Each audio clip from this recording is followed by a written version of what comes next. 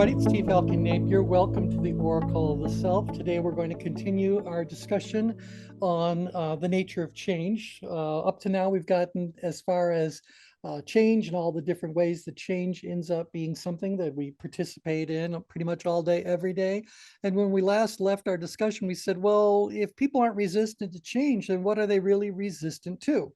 And to answer that question, we needed to answer this question. What does someone want as a result of making a change? And what we end up getting in response to that is a whole lot of variations on one word, control. And so people will say things like they want a better outcome, they want to be more safe, secure, happy, healthy, they want an advantage, they want improvements, they want whatever it is. These are all just variations on the word control. So they want to end up gaining or maintaining control. And we'll get to that in detail in just a few slides. Now, I wanted to kind of throw something into the nature of change that normally would not be part of this in a simple presentation, but this has been anything but a simple presentation. So I thought, throw in the detail. We've talked about the four aspects of control on other calls. Again, remember that ideally remember that when people are going through the nature of change, they don't know about all the things that you guys have already learned about. So you're way beyond this. So kind of think about these principles, these concepts, as someone who's just being exposed to the material for the first time. So you can see that there's a logic in the way they're being delivered or being introduced. So we want to say, well, people want control, but what does control really mean? Well, we can look at control in four different ways. So the four aspects of control are going to be very specific to a situation you're involved in. So as far as this situation is concerned, there are things that I want to gain. So wanting to gain something, these are, ways of enhancing my sense of control. There might also be things that I want to get rid of, I want to lose. And in the act of losing those things, I am actually gaining control. There are also things I don't want to gain because those are going to take control away from me in some way. And there are also things I don't want to lose because that's going to take away some of the control I already have. So let's kind of look at this in a more of a practical kind of thing. And so I'll give you the example that we usually use. And this goes back to when Linda and I were living in North Carolina. We had a lovely house that had a lake view, but interestingly enough, the lake view was off of the side of the house, not the front of the house. And on the side of the house, there was just a sloped area.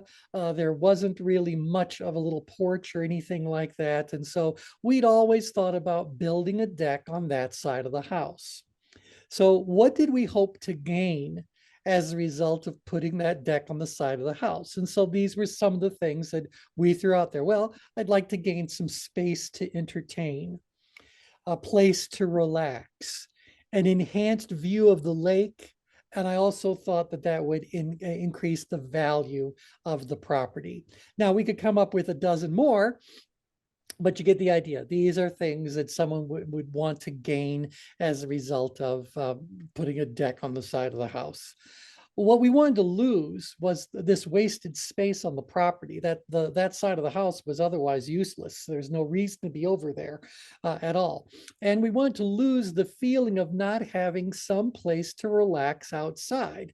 Now, people will say, well, that's just the opposite of what you said you want to gain, a place to relax. And that may well be true, but these feel very differently. And so getting rid of that feeling of not having the space is just as valid as wanting to gain a place to do that. So I'm saying that just to say that as you think this through for yourself and your own changes you're considering making, don't feel like you have to judge everything you're writing down. Just answer the question.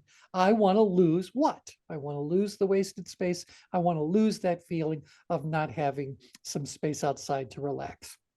Certainly there were more, but only so much fits into our little example here. So do you guys get the difference between things I want to gain and things I want to lose? Yes. Yeah. You're going to do this as an exercise in a second, so consider this your warning. Now, while these things may very well enhance my sense of control, I want people to realize that almost always gaining control in some area is going to cost you. So what it's going to cost you, who knows? But there's going to be an exchange of control that's going to occur. So let's talk about, well, what do you not want to gain? Well, what I don't want to gain is a hassle with getting approval from the HOA. The truth is, though, that in order to get that deck, I have to get approval from the HOA. So getting that approval from the HOA is one of the prices that we have to pay in order to gain that control. So by giving up the control that I feel I have when I don't have to interact with an HOA, I can gain control over something else. Does that make sense? Yes. Yeah. I also don't want to gain a lot of maintenance because if I end up with a lot of maintenance, I'm going to have to give up the control I have over my time or whatever other resources it costs when it comes to providing that maintenance sort of a thing. So I don't want to get that hassle. I don't want a lot of maintenance. I also don't want to lose a lot of money, particularly if we're planning to move in the next few years. That being said, how many of you recognize that if I'm going to put a deck on the side of the house, money is going to be spent? Yep. And so, so yeah. And so now again, these are just a few. You could flesh out each one of these quadrants in grand detail, and that may very well be worth your effort, depending on how big the changes and the exchange of control is going to be. We just do this so people realize that change involves an exchange of control. Gaining control almost always means you have to give up control over something else. There's an exchange that's actually happening here. So now we're going to come back to this because if I said to you guys, well, we had someone come to us and say to us, well, if you let us build the deck on the side of your house, you'll definitely gain all these things you want to gain, and you'll definitely lose all these things you want to lose. And we've worked with your HOA before. They're already familiar with us. We can handle all that. So you don't need to worry about that. And we can build it out of very low maintenance sorts of things. So you don't need to worry about that. And we understand your view about money. So not only will you not lose money, you're actually going to end up getting the money that you spent on it back in the increased value that your home is going to realize. So your net gain is all going on there. So now I want you guys to tell me, do you believe that someone who says, I can meet all four of these, of the requirements spelled out in each of these quadrants, do you think that guarantees the change is going to take place? No. No, in fact, we never built the deck on the side of the house. So we're going to talk about, there's still something else involved, but we have to talk about control first. Now, going back to this little example, I wonder if you guys can kind of do one of the things for yourself. So you be a grocery store owner, even a big corporation like Kroger. We were talking about this before the call officially began. As far as putting in more self-service kiosks in our stores, self-service stations are concerned, what do we hope to gain? So what would you guess? What do you think the stores wanted to gain as a result? Having Speed. Yeah. They want to gain speed. What else? More customers. They think it'll attract more customers. They want to gain more customers. Fewer employees to pay. I want to gain, so I want to lose employees probably there, but I want to gain that the benefit. Oh, gotcha. Okay, yeah. Yeah, a lot of things can go in multiple quadrants. It really doesn't matter. The important thing is that you fill out all four quadrants before you proceed on the change. So they're going like, no, we want to gain this. We want to make more profit. We want to appeal to people who are tech savvy. We want to appeal to people who are tech savvy. Or younger. Yep. We want to gain more people who are persuaded by deals. Mhm. Okay, we want to gain people, and this is one for me. I'm perfectly happy to scan my own groceries, and maybe it was because of COVID, but I don't like people touching my stuff unnecessarily. So I'll just do it myself. Thank you very much. I know that's not such a concern today, but nevertheless. So, there are people like us that really just want to go in and be as impersonal as possible. I don't want to have social interaction with anybody I don't need to. So can I just run in the store, get what I need, go through self checkout? So, they I might want like to gain gain, more sociopaths. I'd like to gain more sociopath. Yeah, I don't think we put that on the list, but good, good joke there. So point is, we can Like make to a go list. in and not have to stand in line, scan and leave. Yeah, and so they want to gain more of those kinds of shoppers, more of the self generated customers. I get that. That's fine. What do they want to lose as a result of putting more of those stations? Low-level employees. They want to lose those entry-level employees, although I think a cashier is actually probably more of a skilled one. But nevertheless, I want to lose full-time equivalent employees. I want to lose Baggers. get rid of that. Mhm. There's baggers.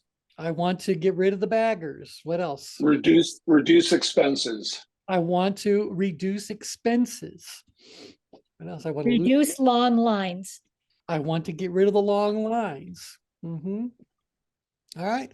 And so they can build all kinds of a case here, for both of these. We get it right. And so that's what they did. And then they started putting these kiosks in other places. Well, some of you observed that this came at a bigger price than they thought it would. And I wonder if it's because they didn't fill out these two lower ones. I don't want to gain what? Theft. I don't want to gain theft. What else do I not? What else do I not want to gain? Longer Dissatisfied. lines. Longer lines. What did you just say? Was that Brian? Dissatisfied customers. I don't want to gain dissatisfied customers. What else do I not want to gain? Tech services. paying Tech tech services. service bill. Yep. I also don't want to gain More work. Theft. Did we more say work. that? Yep, we're good. I don't want to gain legal problems with people pushing back against a lot of these. I don't think they anticipated that one. I don't think they made their list out very well. Keep in mind that the majority of people, when it comes to change, focus on these things that are up top and don't look at the things that are down below. That Mhm. doesn't mean these things that are down below are never going to show up. They are going to show up, but they're going to show up and you're not prepared for them. You didn't evaluate them. You didn't take them into consideration. So again, the whole point of this exercise from the Oracle of the Self perspective in particular is you want to make sure before you make any change of any real size, magnitude, that you spend a few moments filling this out in detail. So they don't want to get all these kinds of things. Yep. They didn't look at the obstacles. They didn't look at the obstacles. Now, again, remember that people who are at this stage of the nature of change don't know about the path yet, so they wouldn't know obstacles, but that's right. They Okay. don't want to gain a lot of impediments to what's to having people accept this, compliance, et cetera, et cetera.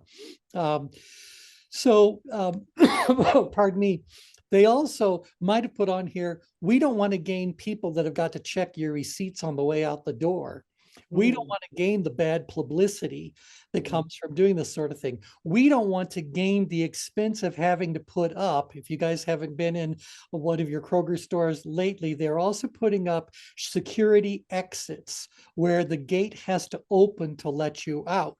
So they can actually stop you from exiting the store. They didn't bother thinking that equates to false imprisonment and kidnapping if they don't allow you to leave. A So lot of them after certain hours, close down other access to other exits completely. So that's they- right. That's right. Even ours does. And you get it. Like, I get it. It's practical. There's a handful of people in the store. There's a way out that anyone can take. No one's being held captive. So, you do all that. But they could have fleshed this out in detail. And then they also don't want to lose what did they, Customers, I don't want Well- to lose my loyal customers. What else do I I not? wonder if they've thought about that, because you're gonna lose the older people. Maybe they do want to lose the older. Well, people. right, but maybe they said that I don't want to lose my loyalty, my customers, the population that I built the store to specifically serve. Depending on where they are, that could be a different population. Like, for Okay. example, do you guys know that if you lived in a part of town where there's more of a pedestrian kind of lifestyle, they actually have miniature versions of fries, or miniature versions of Whole Foods, miniature versions where they just know these are people who aren't going to buy a giant shopping cart worth of stuff. They're going to come in, grab their little hand basket, grab what they need for dinner tonight and breakfast tomorrow, and they're going to be out their way. These are smaller stores that, lend themselves to convenience.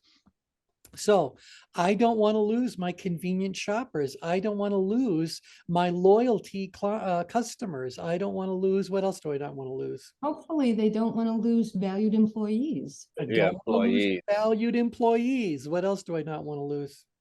I think they probably don't want to lose flexibility, because when you've got a cash register that's down, you can just easily move your employees from one place to another.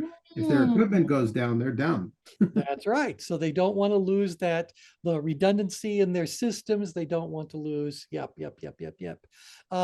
And by the way, they also don't want to gain additional security staff that they have to have watching the eye in the sky and all those sorts of things, or checking people's receipts on the way out of store, which from a legal perspective is highly debatable, period. But yeah, so they don't want to gain all that, but they don't want to lose money. They don't want to lose reputation. They don't want to lose whatever the relationships are they already have in place. And they don't want to gain the additional tech team and that kind of thing. Those cashiers told me that, yeah, they're standing there, but their jobs, they have to come in early to regulate the machines, make sure the machines have money. And sometimes they don't have the technology Right. know-how to Yep. do some of that stuff. And then it has to be like what Boris was talking about. They have to contact service to do it. Yep. Um, And by the way, they also don't want to gain the large expense of having to put in all that equipment. You have to imagine they're throwing away perfectly good cash register checkout lanes and replacing them with other devices. There is a cost involved, the capital expenditure. Right. The environment too. Yeah.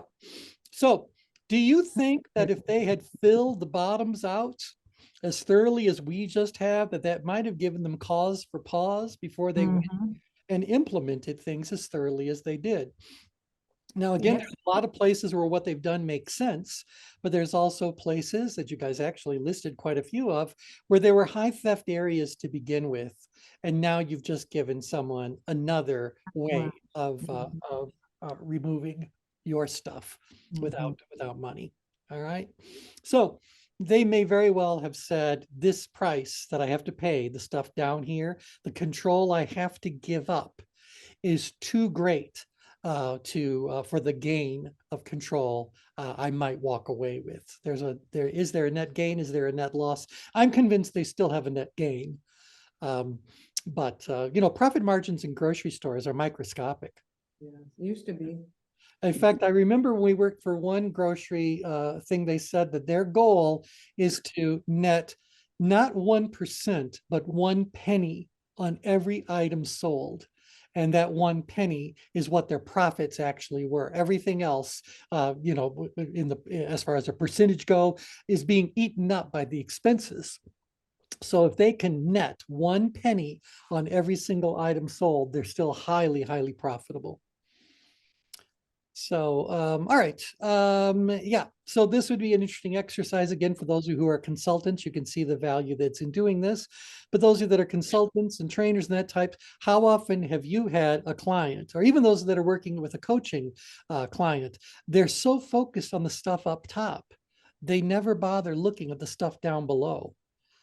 Mhm. And it is ultimately the things that are down below well, they could be the deal breakers, but if nothing else, they're going to be the deal balancers. So you at least recognize that there is all 4 of these aspects of control are in play. And just because we don't talk about them doesn't mean they aren't there. They're absolutely there. Okay, questions, comments, thoughts? All right, then. So with that as a really good exercise, and again, from the Oracle itself, you guys should do this routinely. Do you need a piece of paper to do this exercise? Please say no. But you it just- helps. Yeah, well, it does help, but while you're out and about, you can certainly say, what do I hope to gain? What do I hope to lose? What do I not want to gain? What do I not want to lose? And it may very well help you in that moment make a higher quality decision about to change or not to change. Yep. All right. So let's talk about a few other little basics things here as far as control. People change in order to gain or maintain control. Usually people are talking about gaining, but there's a lot of things that we spend money on that are more about maintaining control. So what's the whole point of insurance? Is insurance about helping you gain control? Yes, if you don't have it.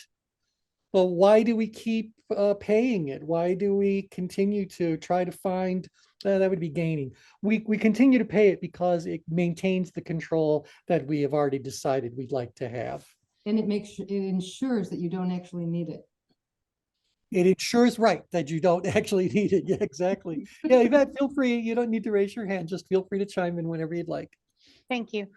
So these type of exercise, can it be used? Let's say, for example, yeah, if I'm working with a group of leaders, they're not the ones that are doing all the change, but they're the ones that are Yeah. going to be participating in the process of doing change.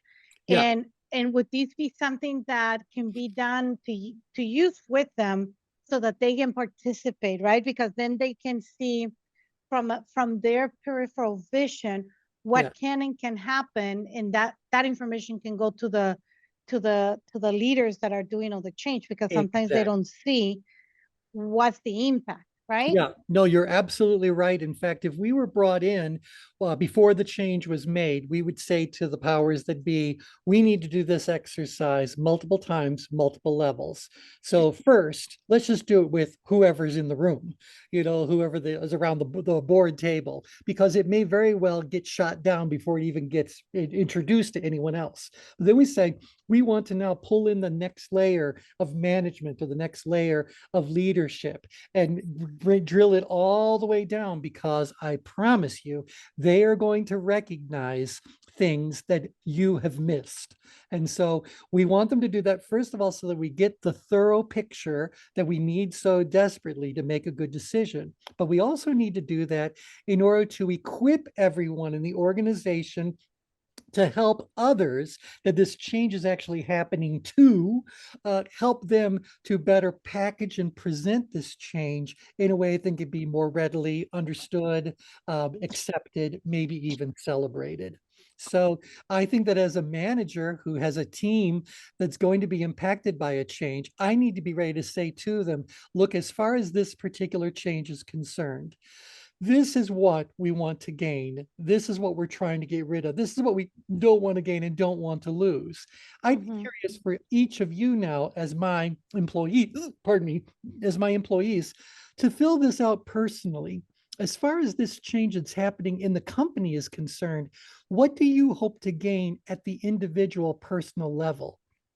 What do you hope to lose? What do you not want to gain, not want to lose? Because this is going to tell me about whether you're going to come to this change with a receptive spirit or with a resistant sort of spirit. Do you think you're going to gain control or lose control in the net? So, pardon me, I can use this tool for many different reasons. And have people fill it out. If I was talking to a sales organization, for example, I would say to them, as far as this change is concerned, I want you guys to fill this out on behalf of your customers. What do you think your customers hope to gain, hope to lose, don't want to gain, don't want to lose? So we need you to be the ears into our buying public and see what you can help us better understand. Now, again, hopefully they would do all this before anything was implemented, but I can tell you the world that I live in, they implement things and then they bring us in to clean up the messes. Right. Yeah. So as far as that square right there, as far as what is it that typically goes there? The change itself. So The change itself. as far as increasing our prices by 10% is concerned, Okay. what do we hope to gain? As far as introducing a new product or this new product is concerned, as far as making everybody come back to physical office space is concerned, what do we hope to gain? What do we hope to lose? What do we not want to gain, not want to lose? So you're just going to plug in here because change is situationally specific. It's issue specific, activity specific. We need to recognize that the more specific we are over here, the better quality the information is going to be over on this side of things. Got it. And then would you say that this could be a good exercise to help leaders to deal with managing ambiguity, because you're creating clarity, because there probably are, they have ambiguity. They're part of the team that is making change. They're gonna get them to participate, but then this helps them to clarify. Yeah, Okay. because I know when I've been talking to clients about ambiguity, I've always said to them that ambiguity is just a word we use to say that people aren't thinking it through. So the reason why they're being ambiguous is because they haven't bothered to do any real deep thinking around the subject. And so to me, ambiguity is the outcome of lazy thinking. It's not about critical thinking. It's more about impulsive decision making. That's why things are ambiguous, because they don't know what it really should be. So I would say too that this tool could be the cure to ambiguity. Got it. And these that in a way creates resiliency, Yeah, right? Because it absolutely. helps them to really see things on a picture and really go through the steps. Even if you make this exercise for them like you're doing with us, right? Like Yep. something that is related to us so that we can practice. Exactly. We always say from a training perspective, let a group's first playtime with an exercise be something that's more personal, a little bit more, and then we can say, now let's apply this to some real business issues. Like, do we really need people to come back to the office? So then they can get into this because they've exercised it on the personal side or on the more playful kind of side. And that means that rather than arguing about it, they know that it's all going to be explored sooner or later. So even when we were talking about what to gain and David mentioned something that to lose, it's kind of just write it down. We don't need everyone to stay in one little square. Let them talk and you start, get up there on a whiteboard or a flip chart and you start putting things they're saying in the right square and then let them flesh it out. It's also a good way for the future to have an activity list. Well, this is exactly right. And again, now we're talking about pulling a change grid into play. We need to be able to say what we recognize, or we accept the fact that to get the net gain we're looking for in terms of control, there's going to be some price that has to be paid. That's going to end up giving rise to an activity list. So how am I going to get rid of the things I have to get rid of, or am I going to deal with the changes I have to make, and how am I going to do these? So you can most definitely walk away with an activity list. Remember that in the path of self-discovery, this particular tool belongs in the desired situation step. So when we talk about what do people really want, well, this is what it's all about. This is what they want. They want to gain this, lose this, don't want to gain this, don't want to lose this. So this would actually come up as a deep dive into the desired situation exploration along the path of self-discovery. Yep. All right. So now, do you consider these to be also like a change timeline? Because it creates the activity of the list, but then that can be transformed into a change timeline as how is it that they can do the change, right? Exactly, because we may very well say to them that your chart, we have a client who refers to this as the 4-blocker. And so for whatever reason, I've started calling it a 4-blocker as well. I didn't coin that term, they did, but nevertheless, we say to them, look, before anyone does anything, you should do this 4-blocker. Do it over and over, because this is going to tell you what has to be dealt with first. If you have got people who are saying, I don't want to gain this and I don't want to lose this, I promise you, until you address the resistance, because this all represents a loss of control, until you can deal with these issues, they're never going to get on board with what you want to gain from the top two of these quadrants. So I got to deal with the resistance first. I promise you, they're not resistant to the change itself, that whatever we wrote over here. They're resistant to losing control. And we're going to have to address that. We're going to have to address that. Oh, by the What way, those four point to for me is, Boris talking about the art of taking control. So, these things point to the perceptions and perspectives that are underneath this idea of what one needs to do. So if they do this ahead of time, they can take the elegant action as opposed to just simply efficient or effective. Right. Yep. It's absolutely right. Absolutely right. I think that if I can get people to start to recognize that it is the bottom two quadrants that are actually the more important ones than these two, maybe we can stop. How do I put this? Okay. How many of you have ever said yourself or heard a coworker, a client, whatever, say, they've just, the powers that be just told us to do X. We're going to wait a few days before we implement, because in the past they always change their mind. They abandon it. So, this is just another flavor of the week kind of a thing. So let's just set it aside and we'll see if we need to do something on it if it sticks around. Right? Have you guys ever had that situation or thought those thoughts, said those words? What are you actually saying about leadership when a group of employees or even managers down below say, just wait, hold off? What are they actually saying about their view of their leadership team? Lack of confidence.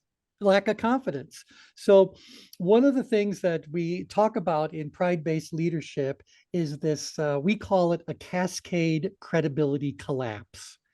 A cascade credibility collapse occurs when people lose faith in those above them in the hierarchy.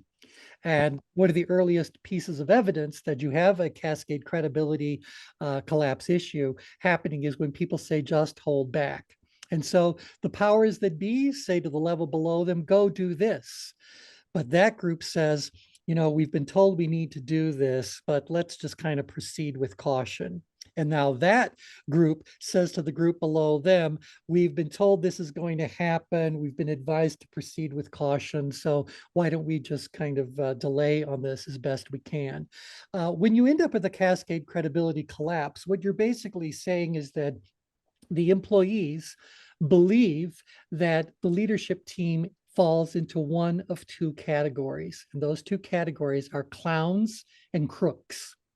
So is the reason why this stuff doesn't actually get followed through on, the reason why it ends up just being the flavor of the week or whatever, it's because this company is run by a bunch of clowns who don't think things through, who knows how they got their positions, but they don't think, they're very impulsive, very superficial, blah, blah, blah. So yeah, we'll just smile and nod our heads in agreement, but let's not invest our time or resources for a while just to make sure this one's really going to be worth the distraction of the very least that it creates.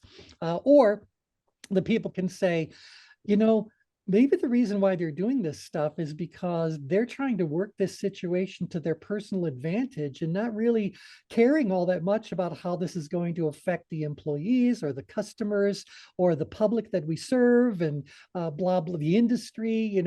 They're just really trying to do whatever it is they can do so that they get whatever they want, whether it's the look good in front of the board because they can blame us if it doesn't work out, blah, blah, blah, in which case people think that they work for an organization of crooks. So what do you think? How many employees out there right now wonder whether or not their organizations are actually under the control of clowns or crooks? Yeah.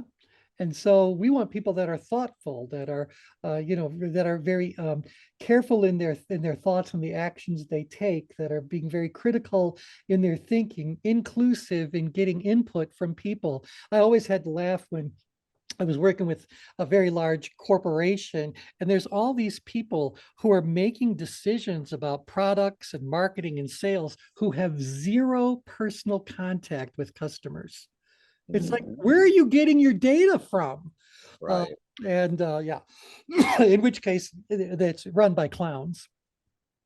So Right. You have to quit going to the circus then. quit going to the circus, and realize that if you really do believe you work for crooks, you're becoming an accomplice Yep.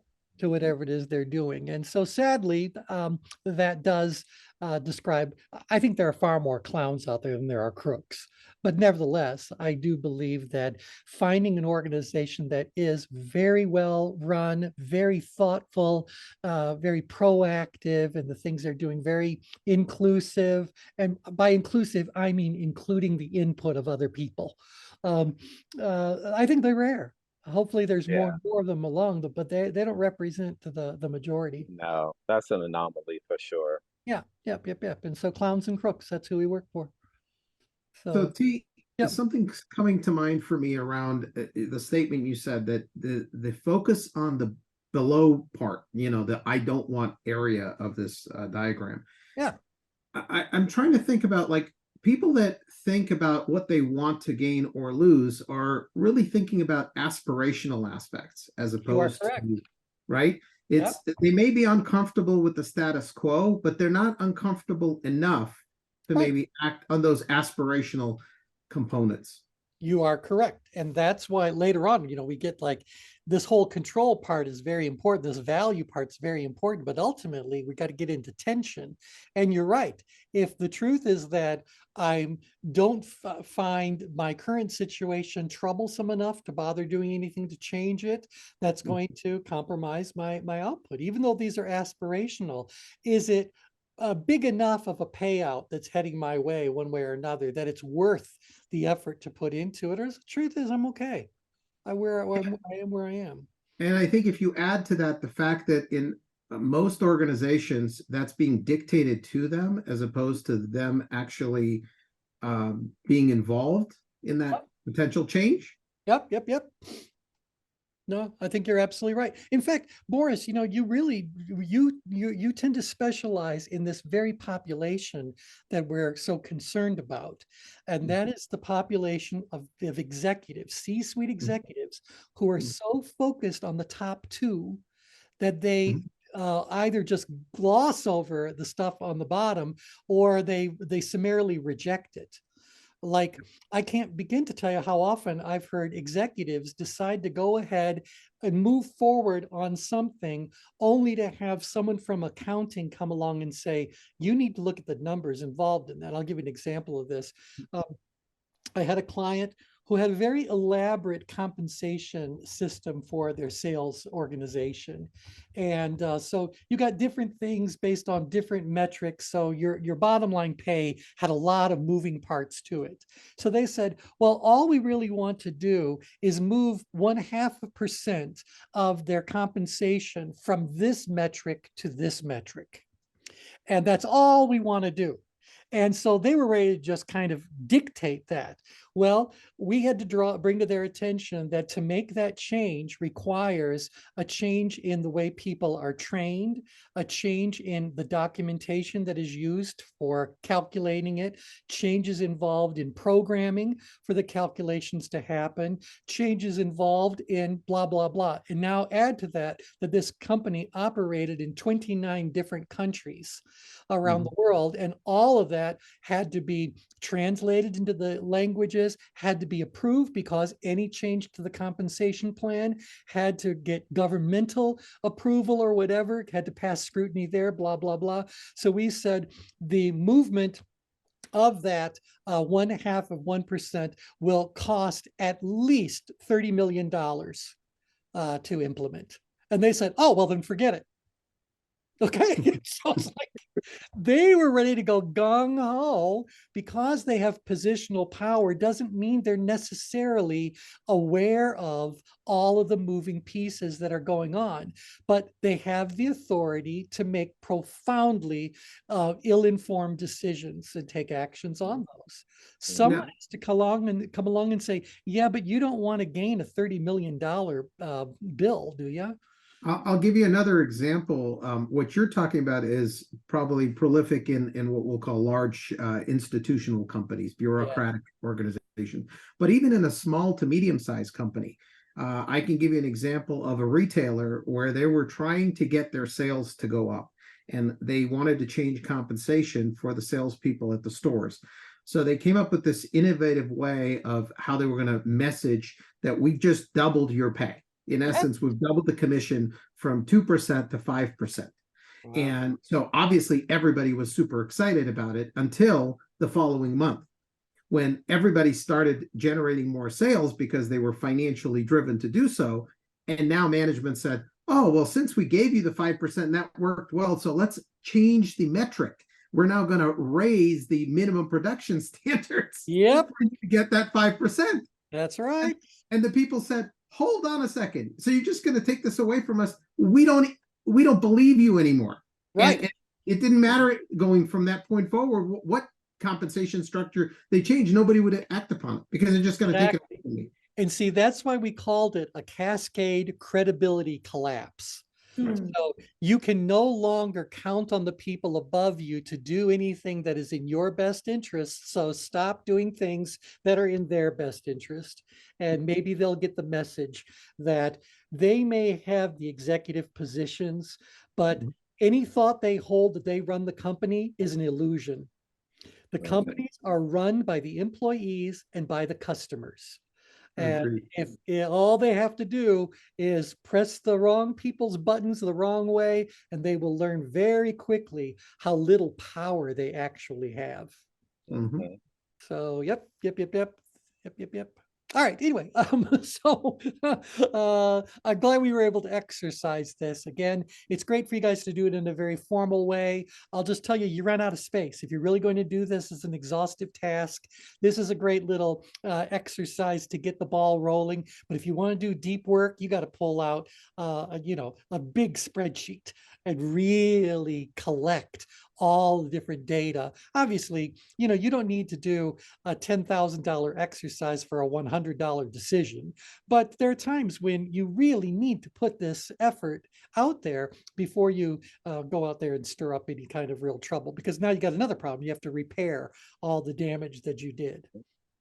Yep.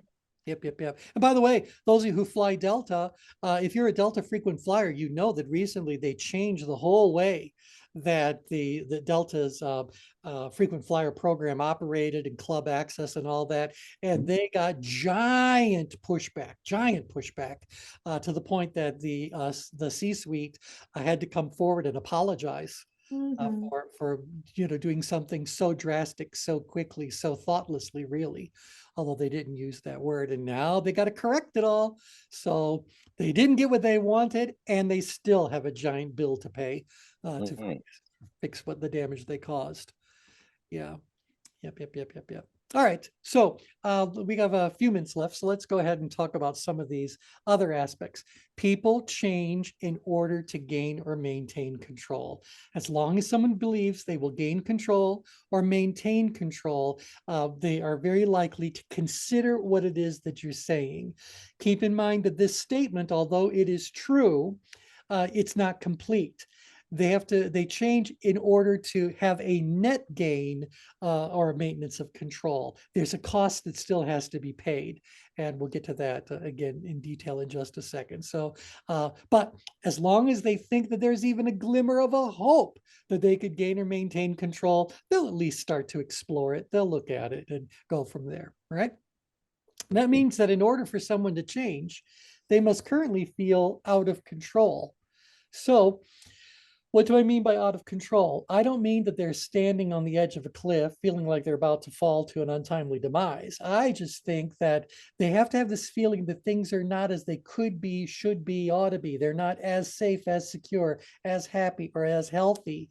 As long as there's even this little whisper that things as they are right now are not serving them well or aren't going to continue to serve them well, there's no way they're going to change. Because if you're not feeling out of control, what are you feeling? In control. And In control. control. And if you're feeling in control, what's the likelihood of you changing? Not at all. Not at all. Yeah, right. Unless you can help me gain control or maintain control, I don't know what we're talking about. Yeah, the cost of this keeping the status quo needs to be greater than, the change. Right. That's the This way, is right? exactly right. Because the cost is too high to do that. So, and a lot of people will be very late adapters because they say, I'm already in control. I'm already in control. They don't realize that things could be heading their way that will put the control that they are celebrating so powerfully or so enthusiastically in the moment, that'll put that in jeopardy. And again, looking about vanishing industries, or even think about retailers. If I think about all of the top retailers when I was a young person, most of them are gone, just completely gone. Why are they completely gone? So the area of Michigan where I was living is where Kmart's world headquarters is. And before it was Kmart, it was Kresge. In fact, those of you who don't know it, the K stands for Kresge. So Kresge's was a five and dime store back in the day. Well, why did they fall by the wayside? They fell by the wayside because they stopped paying attention to the changes that were taking place in the world around them, stopped adapting, and little by little, lost their market share and lost the ability to regain it. So we can say, yeah, Walmart came along, but why wasn't Kmart Walmart? It was around a lot longer. Am I right? You guys who understand the story, they continued to believe that they were just fine, just the way they were. Well, where is Kmart today? I mean, are they even still in operation in any kind of a significant? I know Kmart Corporation owns Target because, wait, is that right? No, I think Target bought them. You think Target bought them out, right? Yeah. But ultimately, Target was connected with Kmart. See, I've had people ask me before why I like to work with companies in distress as turnarounds. Yeah. And I've always told them it's very simple. When they're in distress, they'll do what I tell them to do. That is absolutely correct. Right? Absolutely. I need them to be up against the wall because I need them to change. What got them here is not going to solve their problem. That's right. That's right. And the more out of control a person feels, this has got to be in the stack somewhere. The more out of control a person feels, the more valuable the solution becomes. And so you're absolutely right. Why not target people that are absolutely, in despair? The problem going after that market, and Boris, you can reinforce if it's true, is that if they wait too long, they've run out of the resources necessary to engage you. Oh, absolutely. And I think that that's part of the assessment process early on is this patient savable? Yeah, you got to catch them. Savable. They've got enough left to be able to do to be done. But because think about this, and again, this is just really, just simple thoughts around this. If you feel out of control, what do you want? Control. The moment you feel out of control, what you want is control. And so someone who can show you a way that you can gain or maintain the control, maintain the control, the more of your ear they're going to get. And so that's what we're talking about here. So in order for people to change, they must feel even a whisper of being out of control. The more out of control they feel, the more valuable the solution becomes. Which gets Can you talk about real quickly the illusion of control? I think when I was first introduced to this, and you had mentioned that control isn't about like this authoritarian thing as it is about regulation. Exactly. And a lot of times people who believe they have control have an illusion of control such that they won't let go to open the door to those possibilities. You're absolutely right. No, you're absolutely right. You know, again, this is the nature of change. So the students who would be at this level don't know about 5 levels of tension. So they don't know about how we go from being out of control to seizing control to being in control, an assumption of control and an illusion of control as it maps to the levels of productive tension. But what you've just described is absolutely true. In fact, that whole Kmart situation illustrates it. For a while, Kmart was completely in control. They controlled that segment of the marketplace for a nice long while. And time went on and things changed, but Kmart moved from being in power, where they were actively on top of it, doing whatever it is that needed to be done. They slipped down into power apathy, where they assumed they were still in control. And because of that assumption, they didn't really make any changes, recognize what was going on. And because they weren't paying attention to it, they ended up down in apathy, where people suffer very often from an illusion of control. So, you know, you earn your way into apathy. So now you're down there in illusion of control. The world kept changing. You didn't notice those changes. So suddenly this control that you still desperately believe you have ends up being nothing but an illusion. So they go like, no, we're still top dog. Really? Have you looked at your numbers lately? Have you, and then they end up being confronted. This again will also map to that human learning method, model, where they say you go from being an unconscious incompetent to being a conscious incompetent, a conscious competent, and an unconscious competent.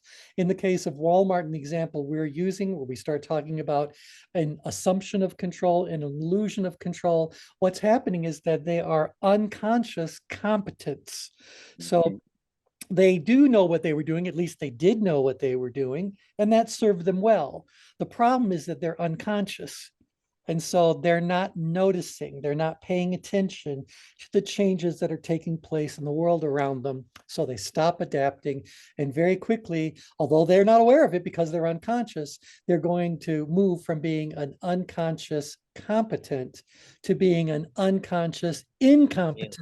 All over again. And the cycle. Remember, we've always said that the fundamental problem with that model is that it's presented in a linear fashion, that you're going to progress through these stages. And ultimately, the greatest day on earth is the day you become an unconscious competent. And we said, no, this is really a cycle that people go through over and over again. And the problem is this unconscious element. So that's the story there. Yeah. Okay, so with that, we're at the top of the hour, so we can go ahead and save this next little piece for next time. This is just a little sidebar into the discussion on control, because we said that it's about value. The more out of control you feel, the more valuable a solution becomes. So what exactly is value? And how does that impact whatever it is we're looking at? Value will ultimately come back to our little matrix we were looking at here. It may very well be that they place a higher value on what they want to gain than on having to lose the things they didn't want to lose. So it's always going to be an exchange of value, an exchange of control. And I don't mind previewing for you our 2 little phrases here. If it's down here somewhere, blah, blah, blah. Control equals value, and value equals control. That's also in here somewhere. We'll talk about that later. So control equals value. But we got to do a deeper dive into value. I'll give you the definition and we'll be done for today. But value is the emotional and intellectual relationship between a person and an object or option, as the case may be. So the act of evaluating something, by the way, that should be here. Value is determined entirely by the individual evaluating the option. So something has value to you as an individual, not because I'm telling you it does, but because you end up having that emotional and intellectual relationship with that option or that object. You're the one that is bestowing upon that object or option all the value that it has. So the belief that something has some inherent value is where a giant question mark should come into play. Mhm. Yeah, value is something you bestow upon something, not something that's necessarily inherent in whatever that object happens to be. In fact, most of the conflict that we're seeing around the world is in parts these value structures that are uniquely different, that are conflicting with each other. That's right. And that's why we included value, our emotion in the value sort of equation, because a lot of times people think that value is nothing but monetary. Mhm. And while there is a monetary element to the establishment of value, there's a lot more to it than that. Like, how many of you have ever been in consumer mode and you really, really, really wanted whatever it is that the salesperson was telling you about, but you just plain did not like that sales representative. You thought, yeah, I want it, but I'll be damned if I'm going to buy it from him, you know? Mhm. So that also creates the value, or it comes into play in the value equation. So there's a lot of emotional element to it. There is intellectual elements as well, but we got to use both parts of the brain as we're evaluating a particular option or an object or, you know, a person or whatever. Yep. So we'll be doing a deeper dive into value, but start thinking about that. Why do you value certain things? Why do you even hold the personal values that you hold? And again, you're gifted students. So do you realize the reason why you hold those values is because they enhance your sense of control? And when someone questions your values, they're questioning the way you view control over your own life should be. And if someone tries to take something away from you that you value, it's control coming into play. So are you guys already able to see that value and control walk hand in hand? So, yeah, whether it's personal values or the even the act of evaluating something, you know, what are you evaluating them against? So, a lot to talk about here. All right, final thoughts, comments before we're done? Very good. Thank you. All right, so everybody remember, if you're in Arizona, our calls are at 11 a.m. Arizona time. We base everything on Eastern time. All of our calls are at 1 p.m. Eastern time. So you have to adjust accordingly based on where you happen to be in the country. But if you're in Arizona, we're at 11 a.m. 11 a.m. 11 a.m. Got it. 11 a.m. If you're in Arizona, we're 11 a.m. 11 a.m. 11 a.m. 11 a.m. Okay, all right. With that, thanks everybody. Take care. Bye for now. What Have time a is good it day, in everybody. Thank Bye. you. Arizona? Cheers. What did you say? What time is it in Arizona? It's noon right now. No, I mean, what time is the session? It's over. That's all you need to know. You missed it. All right, bye everybody. Take care. Bye. Bye-bye. See you soon. Bye.